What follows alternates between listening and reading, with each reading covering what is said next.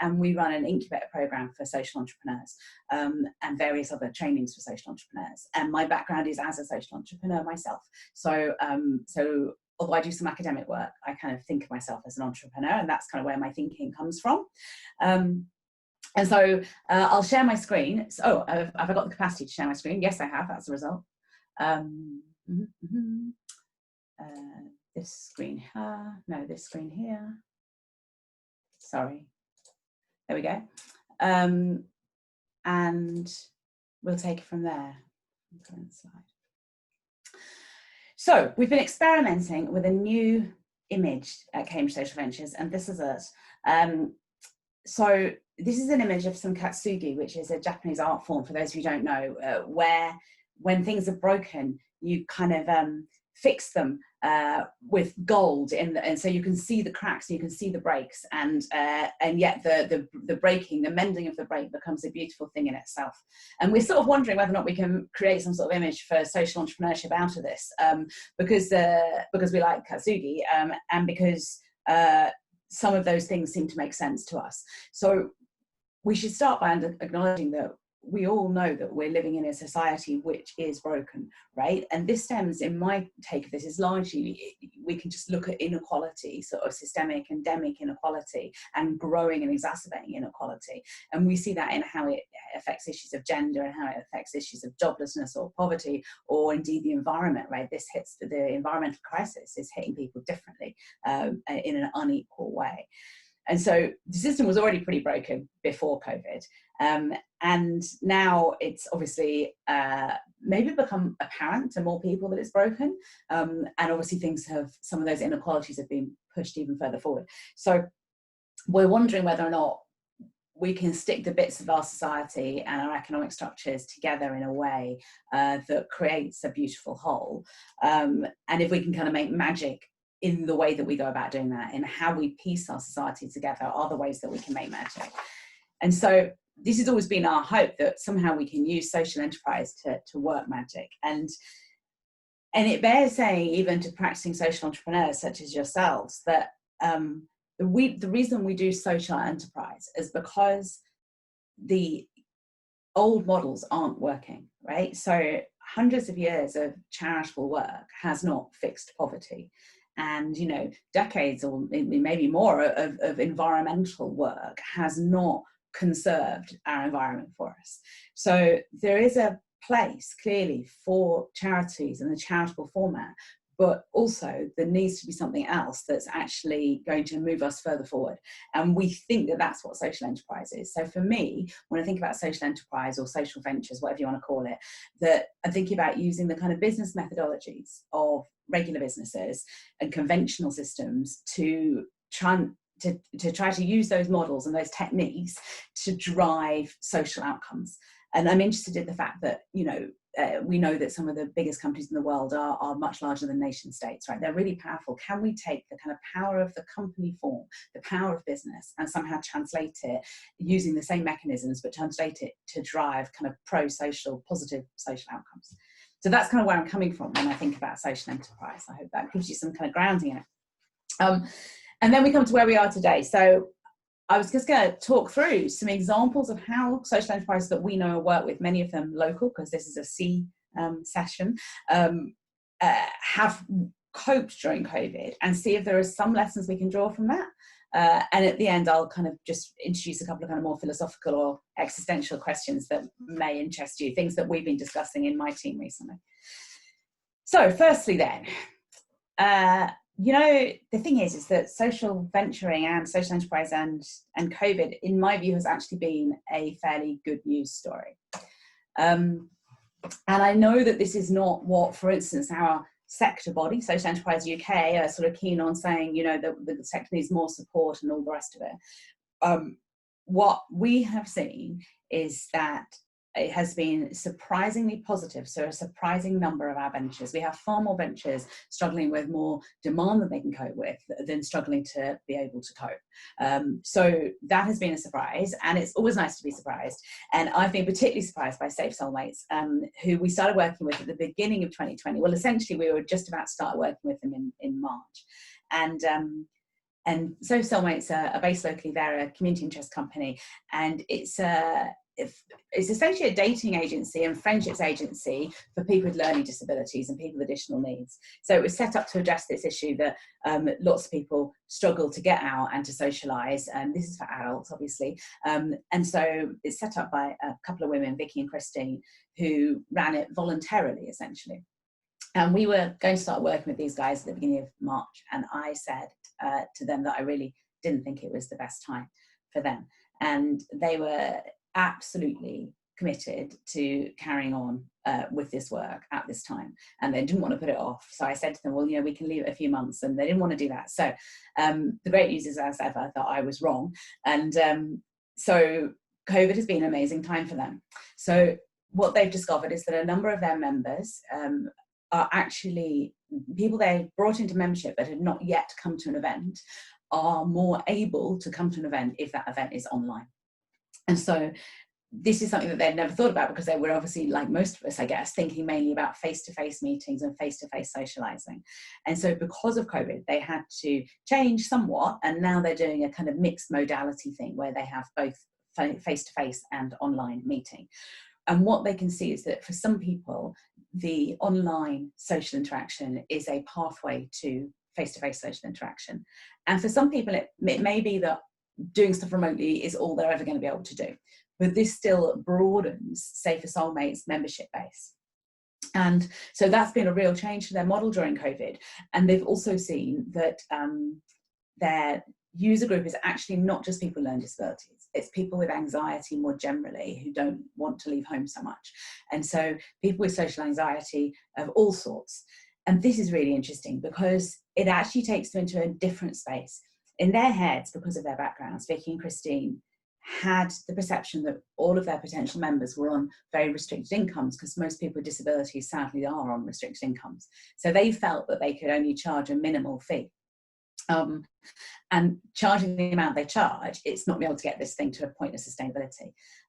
But if they broaden their user group, their customers, their members, to include people with anxiety, say, social anxiety, then potentially you can have a stratified pricing model, which enables you to cross-subsidize someone who can't afford to pay with somebody who can afford to pay.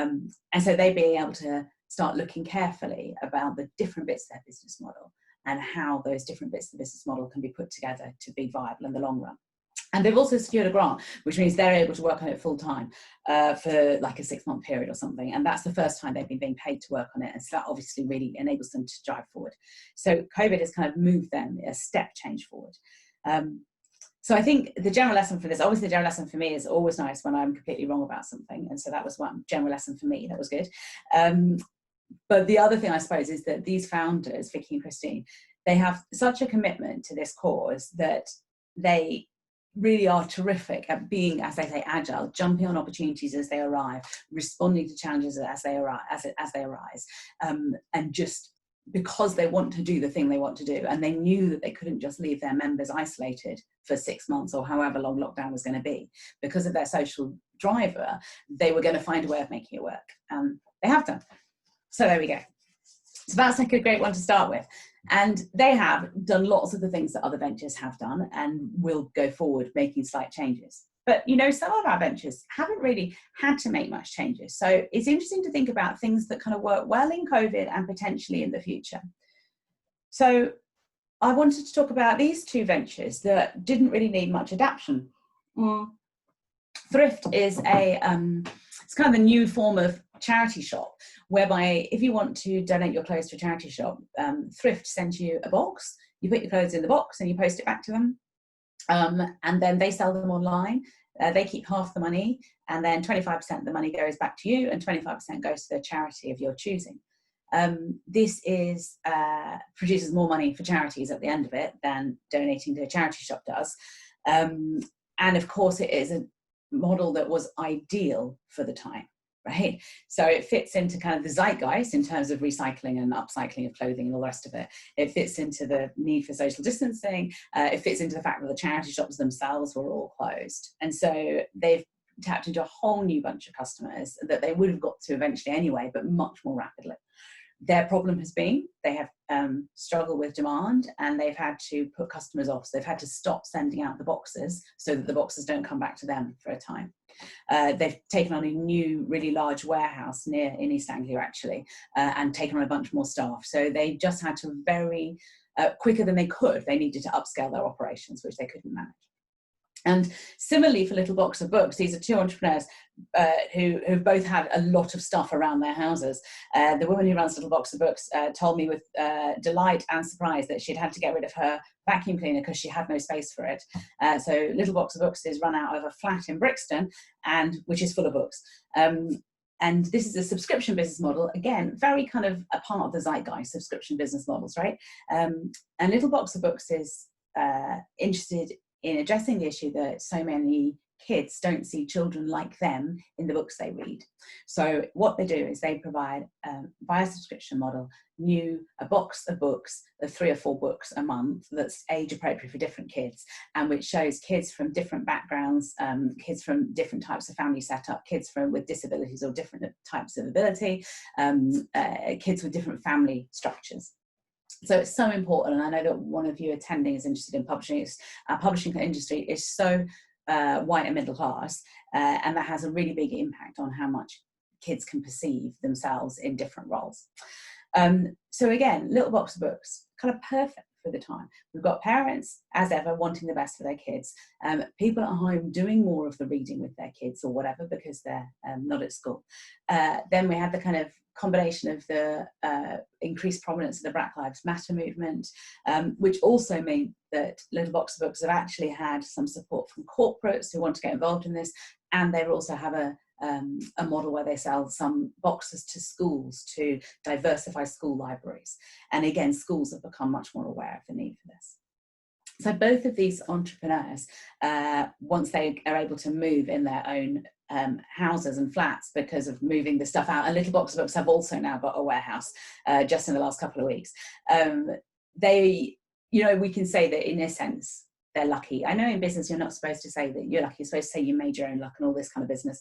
But these things were both perfect for the time, able to operate during lockdown. And I think as a rule, some of these B2C businesses, by which I mean businesses that sell direct to consumer, they can, if they can deliver online, they can thrive in this new world. And as we know, this new world's going to be with us kind of in perpetuity. And so some of these types of ventures, we've still got customers consuming, and they're consuming in different ways. So they want secondhand clothes, they want upcycling or recycling, they want diversity. So we've still got customers consuming. So being able to talk directly to them via the internet and to serve the customer in their homes, these businesses are set well for the future, I would say. But some people didn't have customers that were so easy to adapt or to not have to adapt to serve. And so I wanted to talk about 2 ventures that had to change their customers. So Kipple is based up at the University of East Anglia, and they are addressing the problem that students, particularly students from abroad, who come in very often buy stuff for a year. So the kitchen equipment, the pots and pans and cutlery and stuff, and also linen. And any of you who's ever picked a kid up at the end of a year at a university halls will know there is a phenomenal amount of waste at the other end of that year when these young people are leaving to move on to whatever they're doing next. All of this stuff that they've had for a year, it routinely just gets dumped. And so clearly students are becoming more environmentally aware. Clearly there's an issue here. And so Kipple have been set up they've been piloting for a couple of years this idea of a package of a starter kit for students that then they pay a deposit on it, and so then when they return the starter kit, they get the deposit back and the stuff can be reused for a student next year. So it's very much of the time, makes a lot of sense. However, of course, literally right now, it's not clear if students are coming back to school or when they're going to come back. So students are more than usual and perhaps disorganized or not able to plan for what's going to happen in the next couple of weeks. So what Kibble have done is, rather than trying to speak directly to the students who've got a lot on their plate, they've swapped their customer to being the universities themselves, or the providers of student halls, which are kind of separate companies that run student residences. And so those customers are, so traditionally they might have wanted to push this problem out to the students, but they are in dire straits at the moment with the students. And so anything they can do to reassure and to help the students is a good idea. And so what the student halls or the universities are able to say to the students is, you don't need to go into town to do the shopping. It will all be sorted for you. And so it's convenient, and it's also kind of COVID secure. And so Kibble have managed to flip their customer from being direct to the individual students to the kind of accommodation providers. And I think in the long run, that's going to be a better outcome for them anyway. Of course, there are other customers that they might move into. There are other people who are in short-term accommodation for whatever reason. But this obviously has been affected a lot by COVID. So I'm really impressed with how they have managed to find a way through it, because also it's so calendar dependent. If they haven't got something sorted now for this next few week period, then there is churn throughout the year, but not so much. So it's great that they've managed to get this up and running and redirected for this month. So Murphy, the other venture I've got, whose logo I have here, have also had to pivot to a different form of customer. Murphy work in the older people sector, and they're interested in the fact that in older people's accommodation, in retirement accommodation, so forth, there's frequently community rooms, so spaces where people can come together, that are really underutilised. And this means that there's kind of a waste of space, but also that the people living in these accommodations don't have the benefit of social interaction and all the good stuff that comes from those sorts of social interactions. So Murphy have been experimenting before lockdown with running speaker events in retirement accommodation, so where somebody would come and speak about, you know, gardening or history or cookery or whatever it might be, and their initial expectation was that they could somehow customize this or productize this as a platform business, and that the customer would be the provider of retirement accommodation, of which there are some very big players that provide lots of retirement complexes. So then COVID happened, so they couldn't actually do the face-to-face events, so that's a problem. And additionally, in fact, the corporate sales process is really long, selling to these really big customers. So they pivoted to try to do online events, but selling direct to consumers.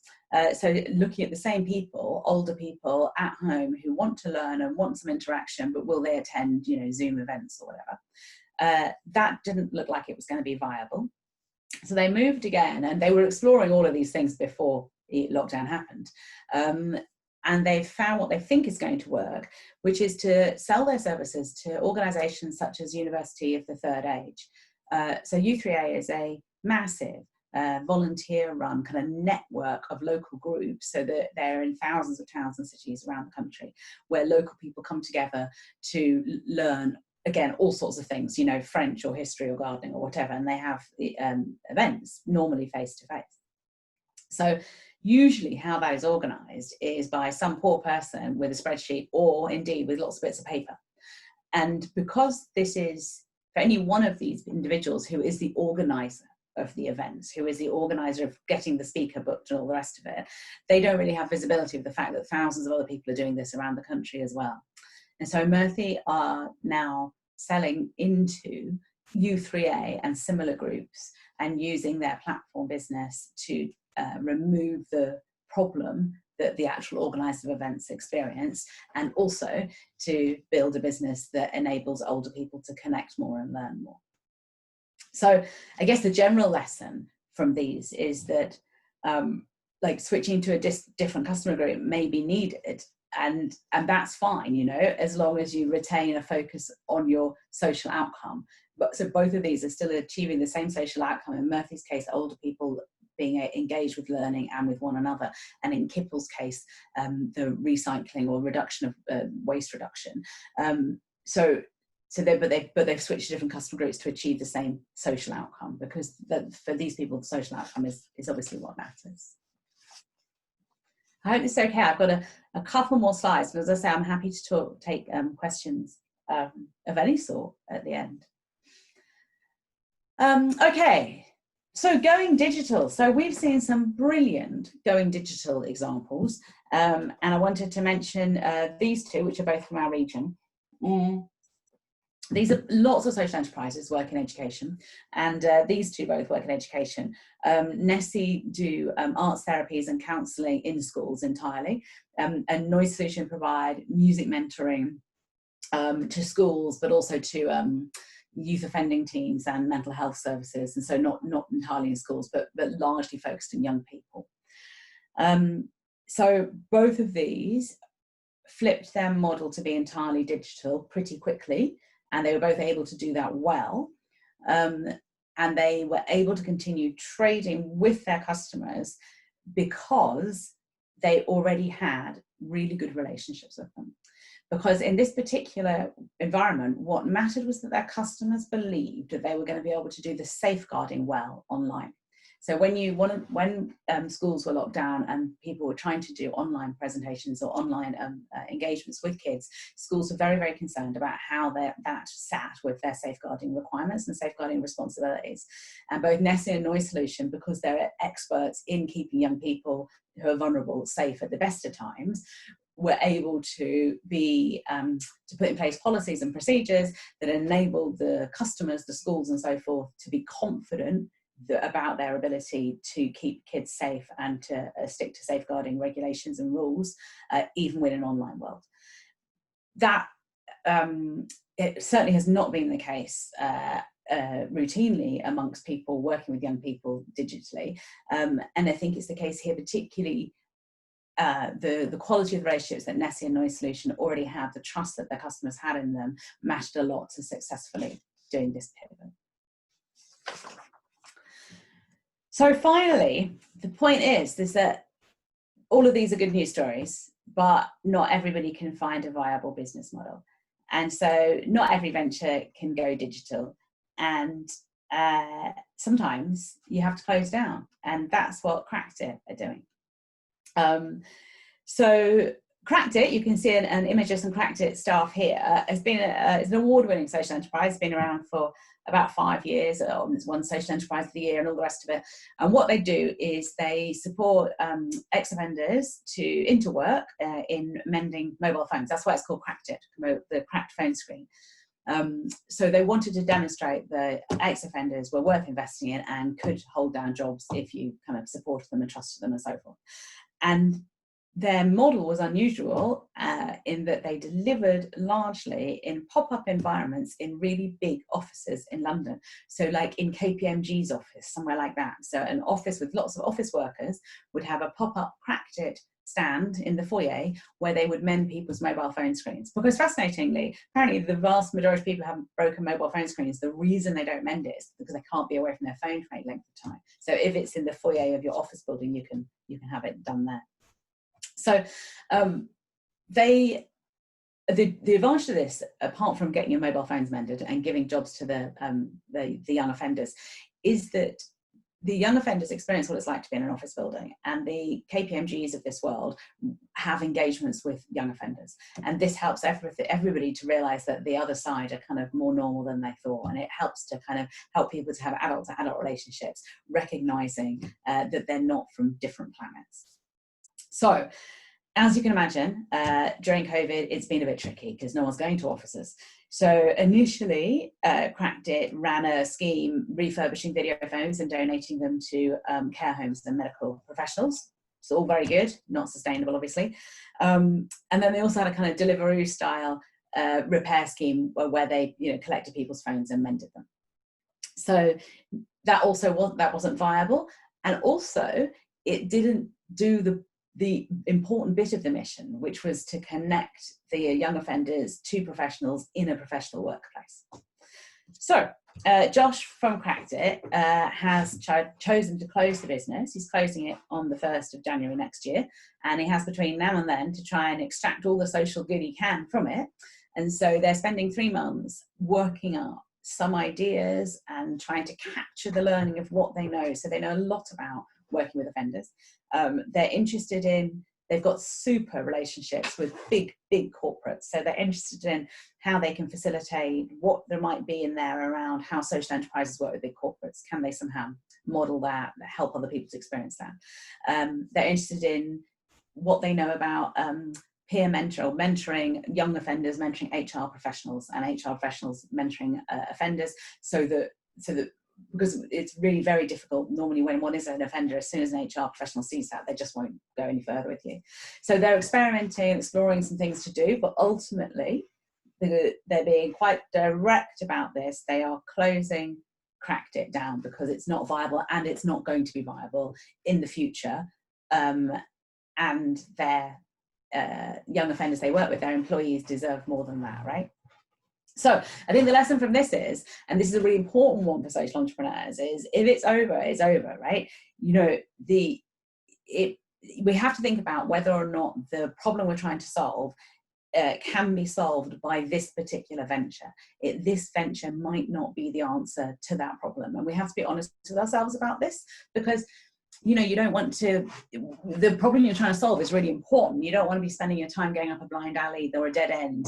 So if the thing that one's doing is not going to be the best way of solving this problem, then it's good to know to call it a day.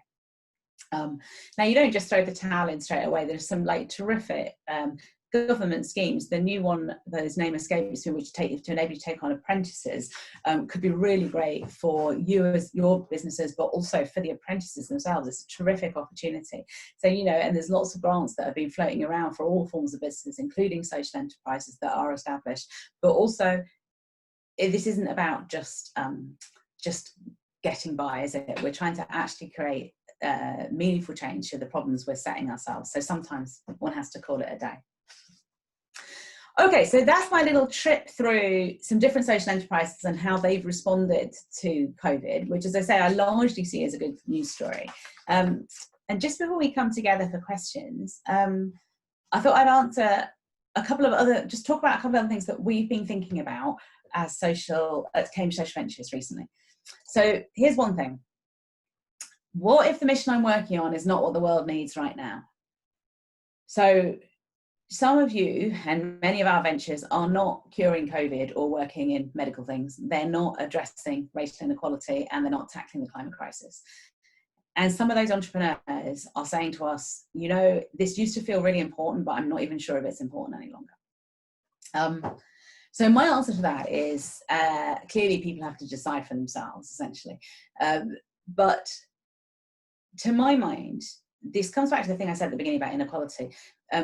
Climate crisis hits people worse in depending on equality issues, as does COVID, as clearly as does racial inequality.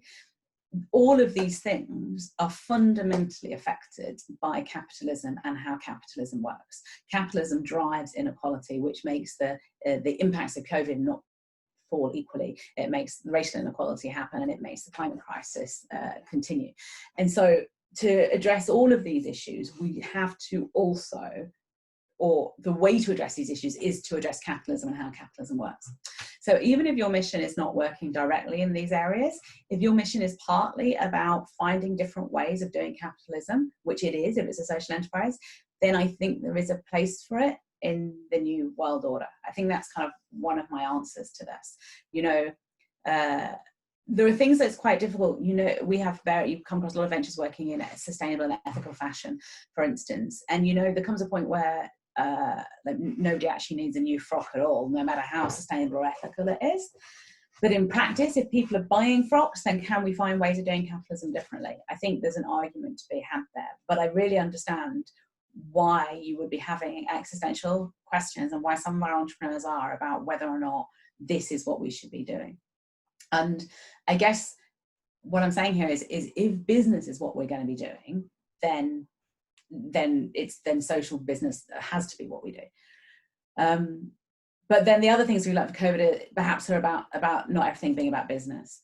And I speak as somebody who's my youngest son is currently at an HS2 protest camp, chained onto a tree, and I'm expecting him to be evicted in the next couple of hours, hopefully safely.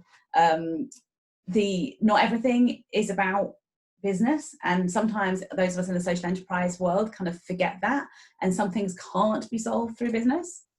So COVID has revealed these inequalities that people perhaps weren't aware of. They are at or just below the surface of our societies, but it's also revealed the local capacities and willingness to support one another. For instance, I've been amazed about our local food systems that exist here in where I live in Suffolk that I wasn't aware of. So if we think about those and the things we've seen through mutual aid is not part of the social enterprise system or the public sector.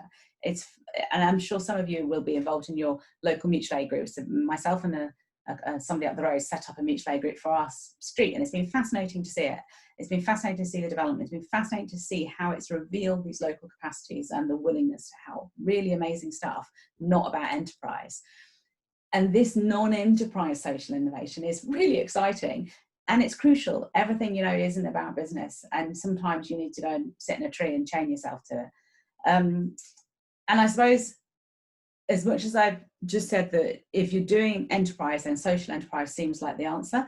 But also I think social entrepreneurs really should challenge the neoliberal consensus. And by that, I mean the idea that everything's about business and markets, the kind of language we're hearing at the moment about the necessity to get people back into offices so that they spend money, and the idea that we have to drive the economy rather than the economy being something that happens as a result of our meaningful interactions.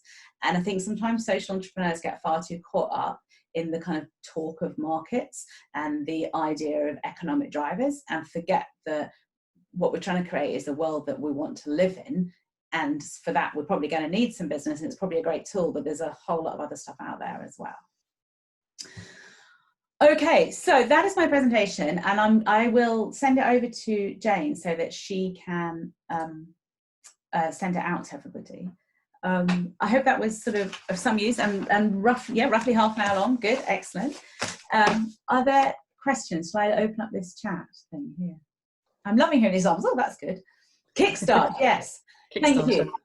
So the Kickstart scheme just looks amazing. Funny enough, Little Box of Books that I mentioned are going to, because they need a junior apprentice type person to help pack their boxes in this new warehouse they've got. And it's not a kind of highfalutin role, it is the kind of thing that somebody with not much qualifications out of school would be an ideal employee, and they would want to employ such a person.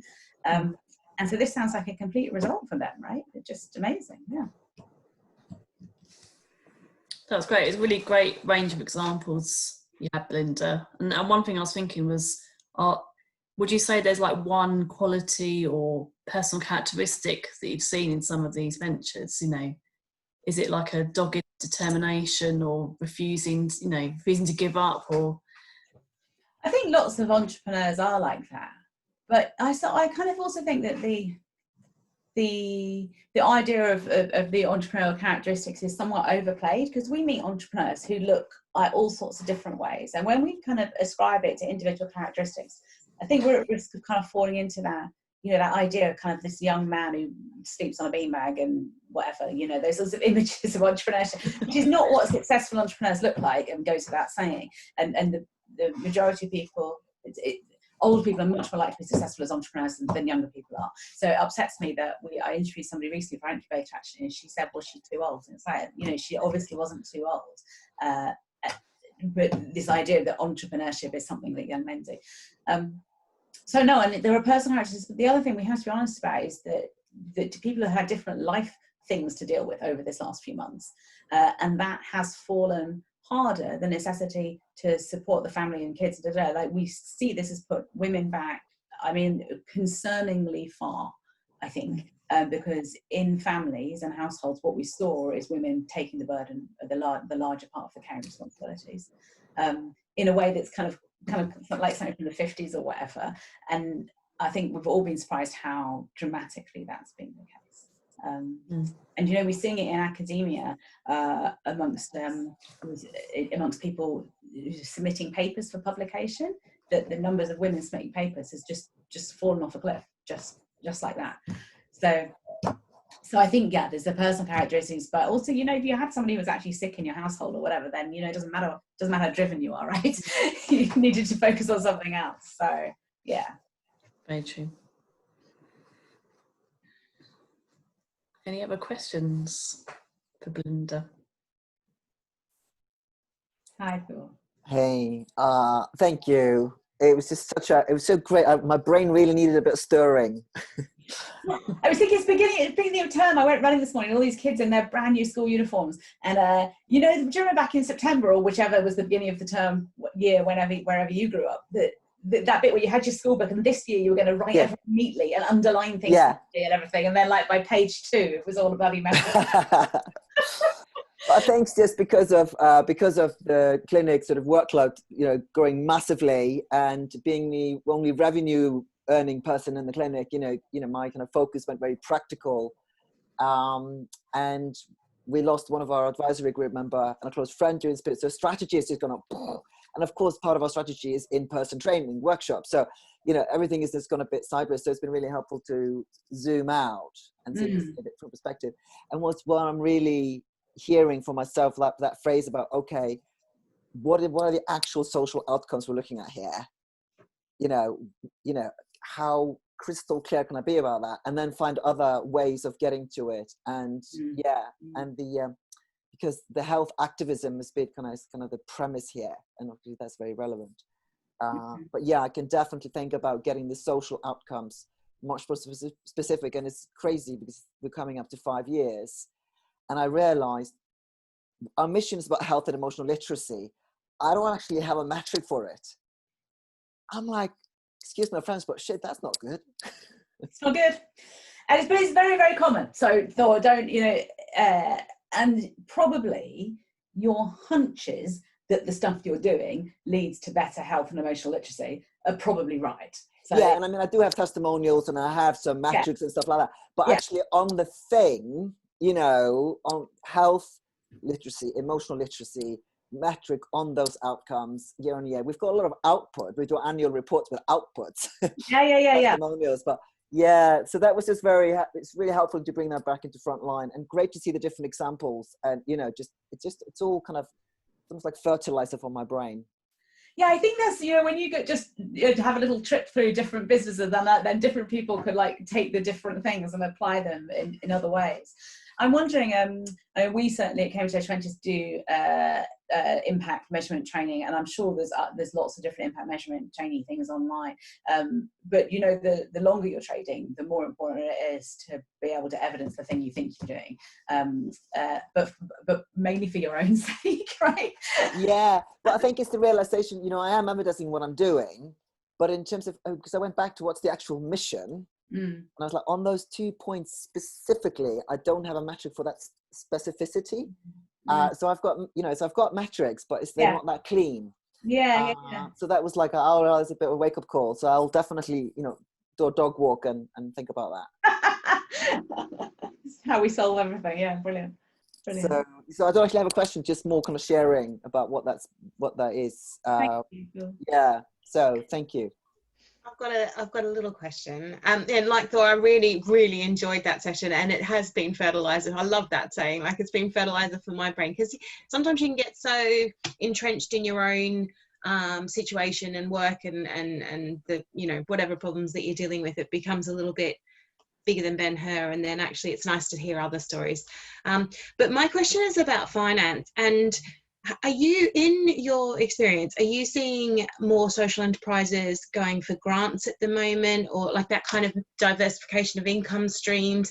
Or, I know, so I work in Kent, and where some social enterprises that have never applied for grants are now applying for grants, and some of that are overly, just kind of mixing it up. I'm just wondering if you're experiencing the same kind of stuff.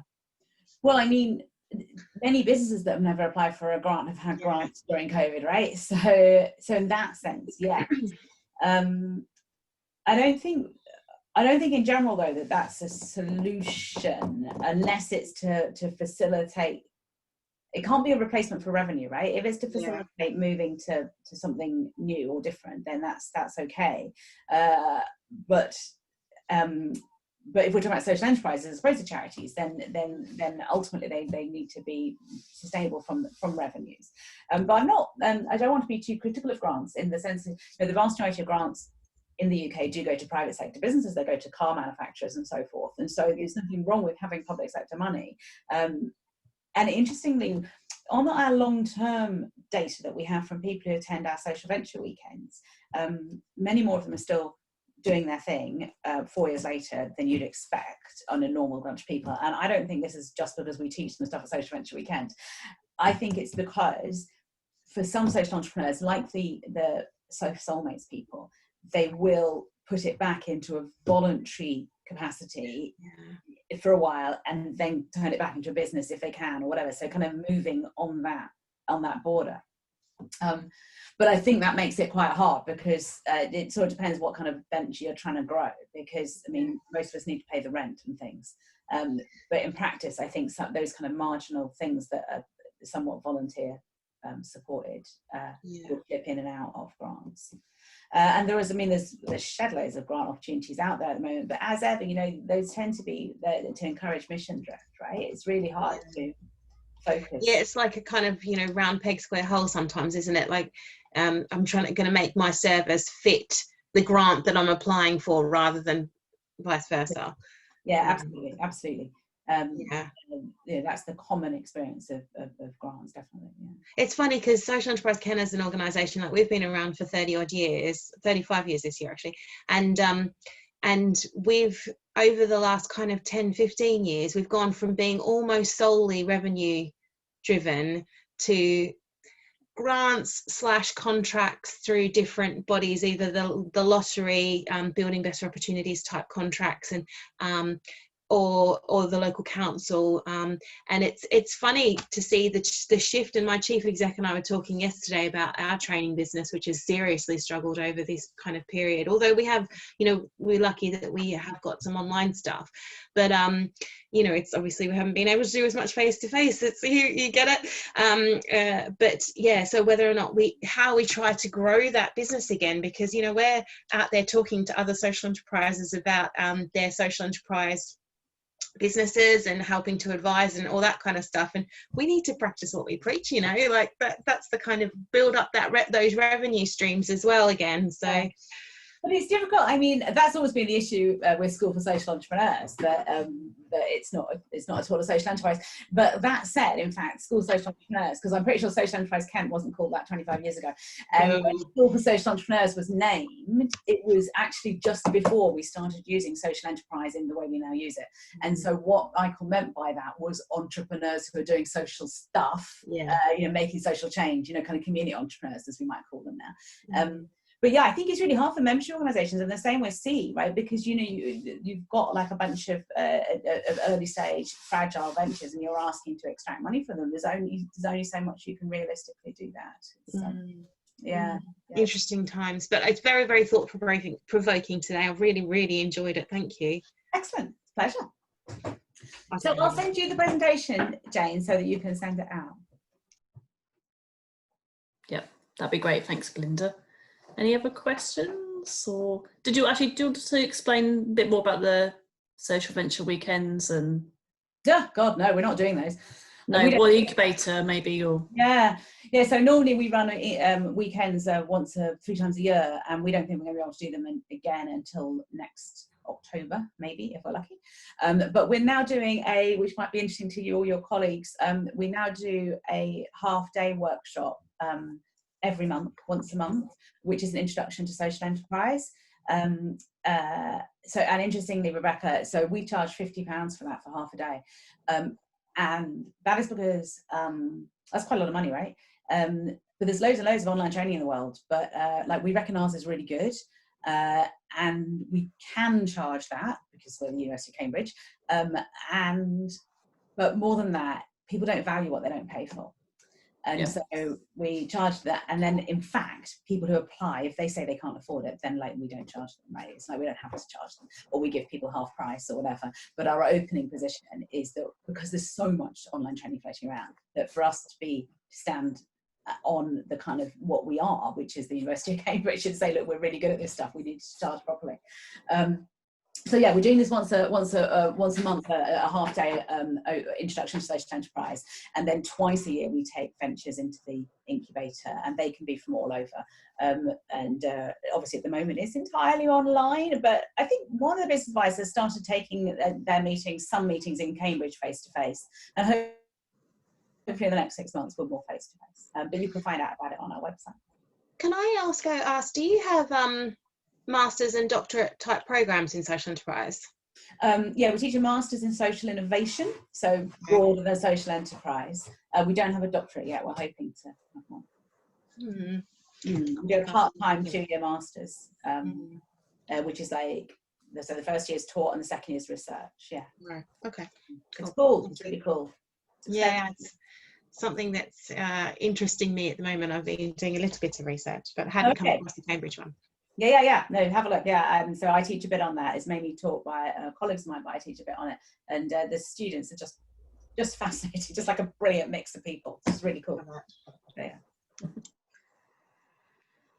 Excellent. Well, if any more questions, if not, we can finish a few minutes early. Okay, well, thanks so much, Belinda. That was really interesting. And yeah, I'll email you all to say when we've got it on our YouTube channel and our website. Great. And yeah, thanks guys for coming along to it. Hope you really enjoyed it. Yep, definitely. Thank you very much. Okay. And great to meet you, Rebecca. Hope your health is better. Yeah, I'm going to find you now on LinkedIn, Rebecca. Cheers. Thank you. Thanks, Belinda. Bye, everyone.